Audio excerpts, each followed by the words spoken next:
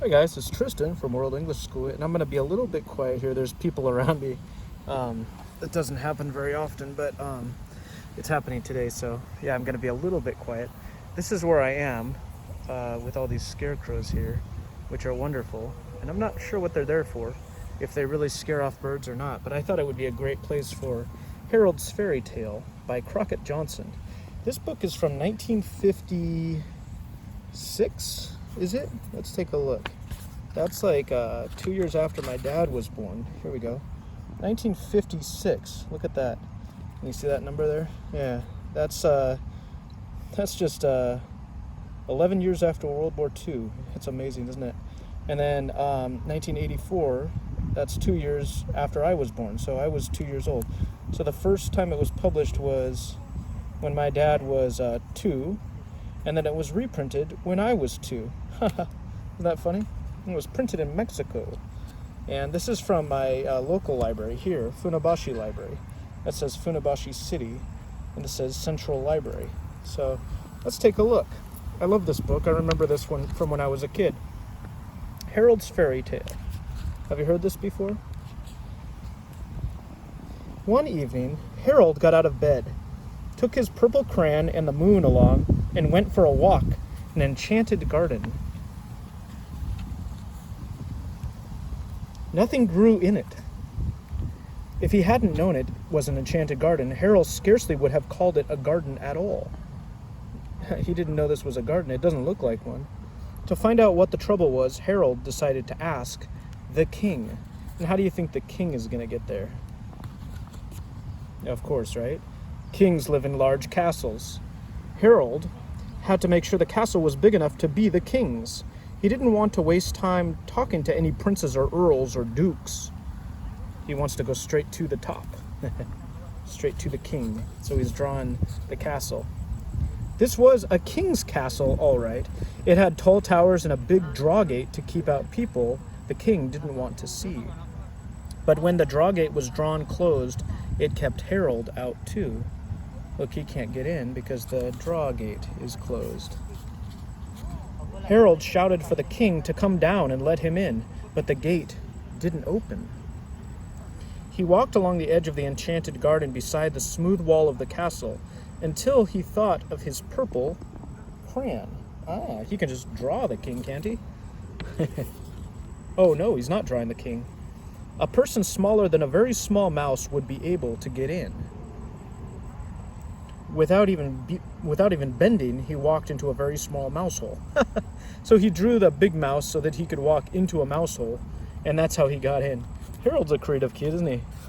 Is he a baby, or is he just a young boy? I like his pajamas or whatever he's wearing. He walked through the mouse hole into the castle. He invited the mouse in, too. But the mouse preferred to stay outside. As he gazed around inside the big castle, Harold felt very tiny. And a king might not pay much attention to anybody who was smaller than a mouse, so Harold used his purple crayon again. He made sure he was as tall as 4.5 steps of stairs, his usual height. I see, so he's putting himself back into perspective. A clever kid, huh? Then he climbed up the stairs looking for the king. He went up and up and up until he got so tired he couldn't climb another step. Look at how high he went. So I guess the king is up high in the castle. That makes sense, right? Luckily, there were no more steps. He had reached the top. Good. Now he's on a flat area. He still couldn't find the king, but he remembered kings sat in... What did kings sit in? Thrones, right? The king's throne looked very comfortable. Harold thought the king wouldn't mind if he rested a few minutes. Now he's sitting in the king's chair. He sat on the throne, wondering what it was like to be a king and wear a crown. Have you ever thought about that before? Thought about being a king? He tried it with the king's crown. Ooh, now he looks like the king. It was all right for a while, but the crown began to feel very heavy. What's he drawing now? So Harold put it on the king's head.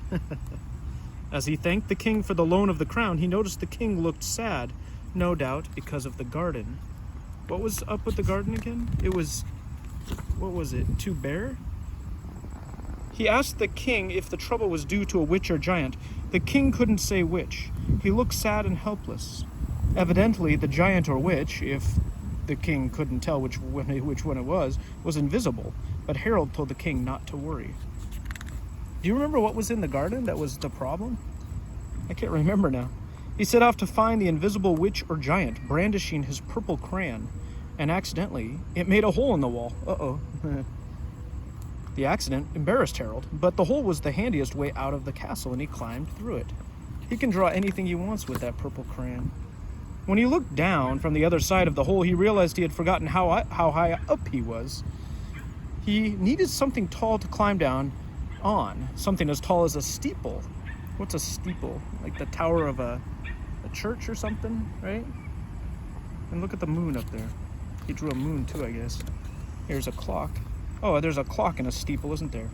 To fill the hole in the castle, Carol put a handsome and useful clock in it.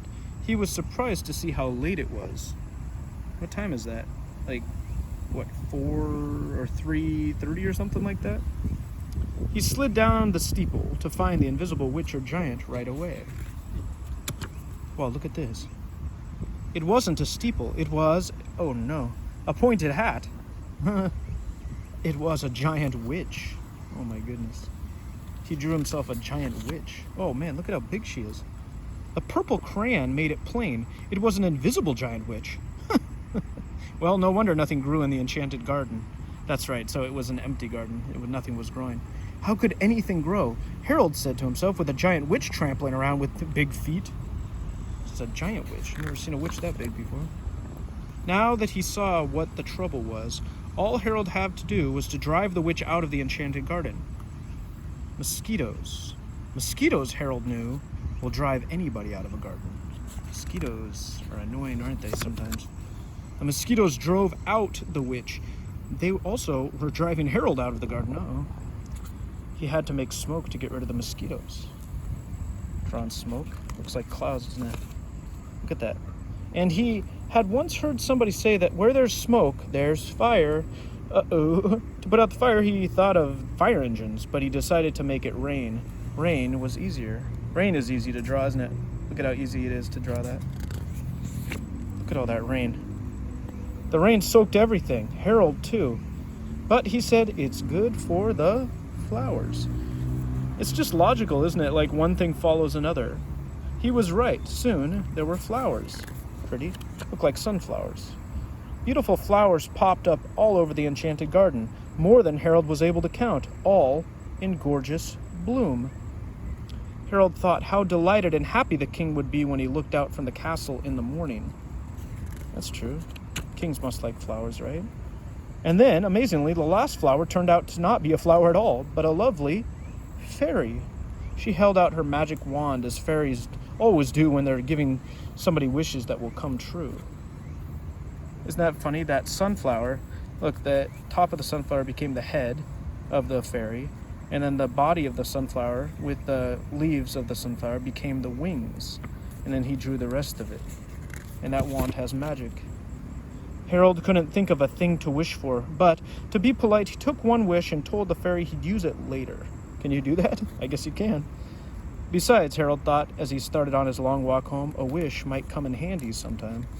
Yeah, who doesn't want to wish, right? What would you wish for? After all the excitement, he suddenly felt tired, and he stopped to rest a while. On what, like a blanket? And then it becomes, what do you think this is going to become? He sat on a small rug because the ground was still somewhat damp from the rain, and he wished. Look, there's a moon up in the sky. Look at this. Did you think it would become a flying carpet? He wished the rug was a flying carpet. At once, Harold felt it rise in the air. It flew fast and high. But when it went so fast it left the moon behind, Harold realized he didn't know how to stop the carpet or even slow it down. Look, he's above the moon. Uh-oh. Is he way up in space now? He wished he'd taken 2 wishes from the fairy so he could wish the flying carpet would land. Isn't this amazing? 1956, right? This book was written or published. This was before the real exploration of space, wasn't it? That was in the 60s. So this author, Crockett, I guess is the name, right, is writing ahead of his time. Harold's flying up above the moon. So he wished for more wishes. He wished for 2 wishes so that he could wish that the flying carpet would land. Clever, huh? But he did have his purple crayon. He landed the flying carpet in his living room, right behind the high-backed chair his mother sat in knitting. Wait, I think I missed something here. What happened? So he wished he'd taken 2 so he could... Okay. Oh, he couldn't do it. I see. He could only wish for one thing. He couldn't wish for a second wish, apparently. It's like Aladdin, right? You can't wish for infinite wishes. And so then he does have his purple crayon. So he landed the flying carpet in his living room right behind the high-backed chair his mother sat in knitting. He just has to draw something and it exists. He doesn't need wishes. And he asked her to read him a story before he went back to bed. You know what? Maybe it's better to hear his story than to fly into space yourself. What do you think? This is great. What a great book. This is a classic, definitely. Look, this is their security measures so that you don't take it out of the library without checking it out. So, Further Adventures with the Purple Crayon, Harold's Fairy Tale by Crockett Johnson. Isn't that wonderful? I love that book. You can see all my stuff here. That's what I drew with my purple crayon. Well, it looks like a dark colored crayon. And then one more time, let's look at these scarecrows here. Can't talk anymore. Look at all these things.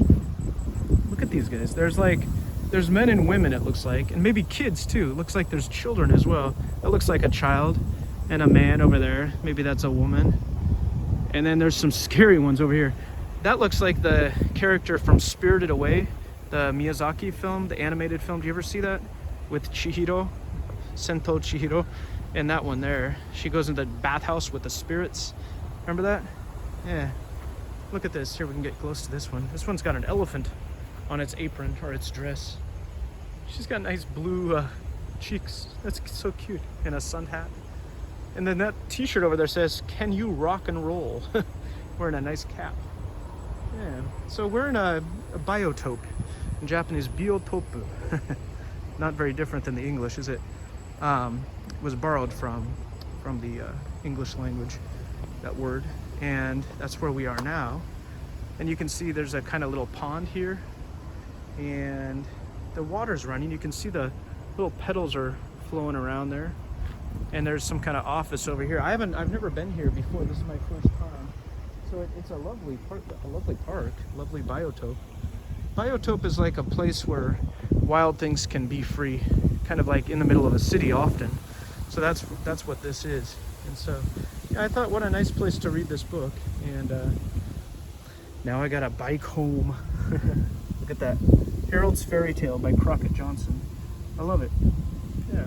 So thanks for watching, and thanks for joining me, and see you again in a future video. Bye guys.